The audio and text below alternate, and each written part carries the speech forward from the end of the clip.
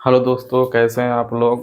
उम्मीद करते हैं अच्छे से होंगे। आइए आज हम लोग पढ़ेंगे क्लास 10 का चैप्टर 6.3 क्वेश्चन नंबर 7। 6 तक हम लोग पढ़ चुके हैं। आइए देखते हैं क्वेश्चन क्या कह रहा है। क्वेश्चन कह रहा है कि आकृति में एबीसी के शीर्ष लंब एडी और सीई परस्पर बिंदु पी पर प्रतिच्छेद करते हैं, तो दर्शाइए। दो दर्शाना यानी सिद्ध करके दिखाना है। 4 क्वेश्चन दिया हुआ है। चारों त्रिभुज को मतलब समरूप कर देना है। ये एक आकृति है ए बी सी। इसमें ए डी और सीई यहाँ पर ये छोटे सीई ये परस्पर पी बिंदु पर प्रतिच्छेद करती है। तो आपको दर्शाना है इतना समरूप। 4 क्वेश्चन दिख रहा है बहुत आसान। देखिए समरूप करके इसको बताते हैं कैसे होगा। तो यहाँ पर लिखेंगे क्वेश्चन नंबर 1 के लिए जो क्वेश्चन हल करना है एक समरूप के लिए। तो ये क्या है कि ए त्रिभुज A B A E P लिखेंगे। यहाँ पर त्रिभुज ए ई पी तथा त्रिभुज सी टी पी में जब दो त्रिभुज को समरूप करना हो तो आप जानते हैं कि किसी भी दो त्रिभुज को समरूप करना हो तो उसका कम से कम 2 कोण बराबर होना चाहिए। 3 कोण हो जाता है तो और अच्छा है, लेकिन कम से कम 2 कोण बराबर होना चाहिए या उनके संगत भुजाओं का अनुपात बराबर होना चाहिए, तो दोनों त्रिभुज समरूप हो जाएंगे। यहाँ पर त्रिभुज देखते हैं, ये कहाँ है, ए ई पी यानी इस त्रिभुज की बात हो रही है, तथा सी डी पी इस त्रिभुज की बात हो रही है। इस दोनों त्रिभुज को समरूप करना है। ये आपका दिया हुआ है क्वेश्चन में, समरूप करना है इसको। तो दोनों त्रिभुज को लेंगे और दोनों में देखेंगे कि क्या बराबर हो रही है। देखने से ही पता चलेगा कि इसमें कौन बराबर आपको दिखेगा। भुजाओं का तो अनुपात नहीं, लेकिन कौन दिखेगा कैसे। यहाँ पर देखिए कि इसमें 90 डिग्री ये डी बना रहा है, यहाँ ई भी 90, इधर भी 90 ही बनेगा। तो 90 डिग्री इधर बन रहा है, 90 डिग्री एक मिल गया कोण डी। कोण ई यहाँ लिखेंगे कि कोण डी बराबर कोण ई, ये आपका 90 डिग्री लिख लेंगे। यहाँ पर समकोणिक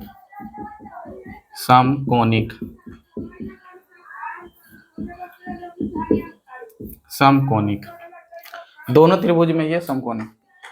एक और कोण अगर मिल जाता है तो ये समरूप हो जाएंगे। तो एक कोण और इसमें मिल रहा है, देखिए शीर्षाभिमुख कोण, ये कोण इस त्रिभुज का और इस कोण का, ये इस त्रिभुज का ये कोण और इस त्रिभुज का ये, दोनों का शीर्षाभिमुख कोण से ये कोण बराबर हो जा रहा है। कौन कौन सा, ए पी ई लिखेंगे यहाँ पर। कोण ए पी ई बराबर हो जाएगा कोण सी पी डी।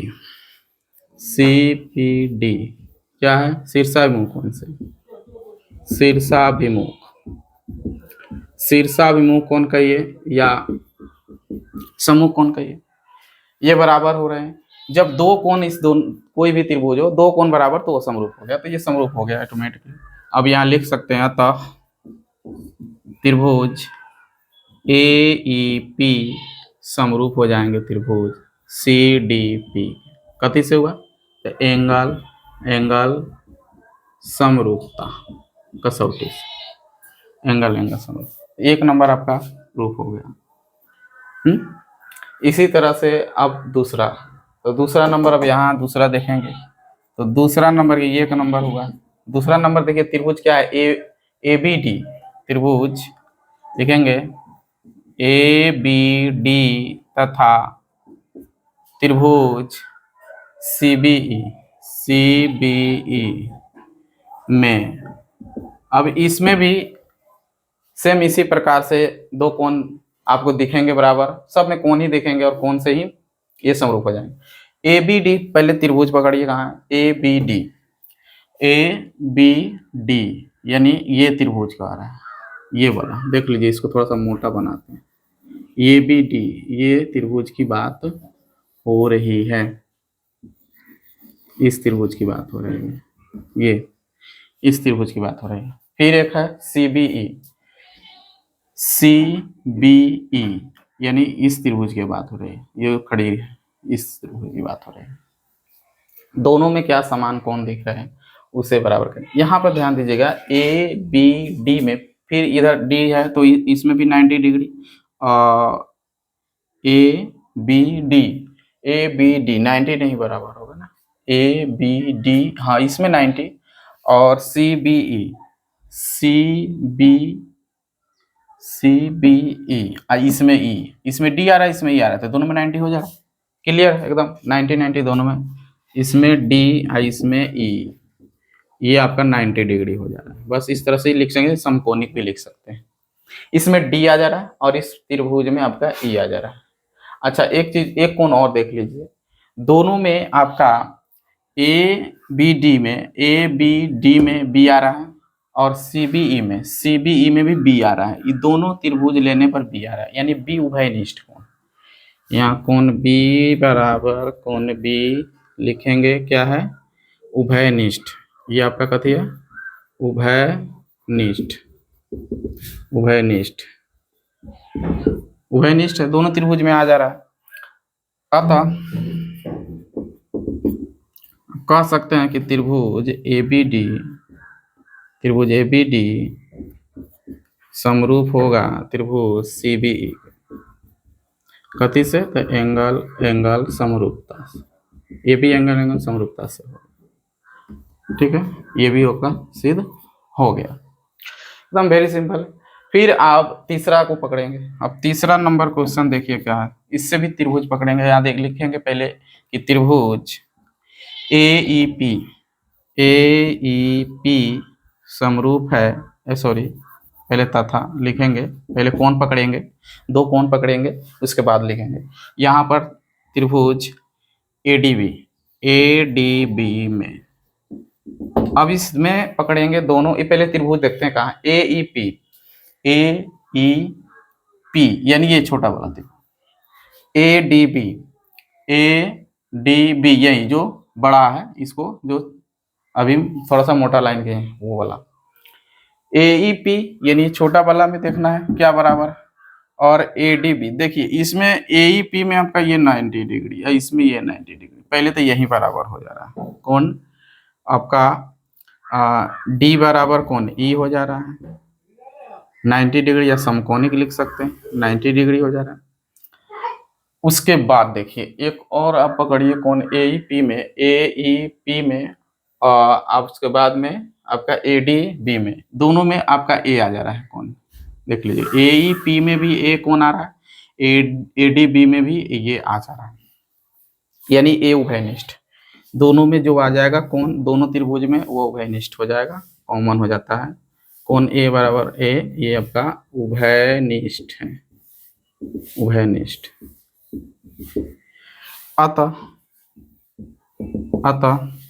आप कह सकते हैं त्रिभुज ए ई पी समरूप है त्रिभुज ए डी बी, फिर ये भी एंगल समरूपता से ये भी हो गया प्रूफ, एकदम सिंपल है। अब चौथा नंबर की बारी, चौथा नंबर को यहाँ देख लेते हैं। 4 नंबर देखिए, कह रहा है ये क्या है कि त्रिभुज एपीडी, त्रिभुज पीडीसी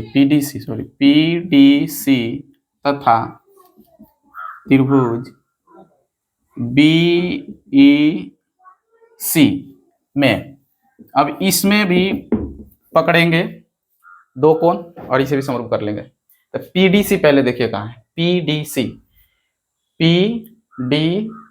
यानी ये त्रिभुज, इस छोटा वाला त्रिभुज की बात हो रही है। फिर बीईसी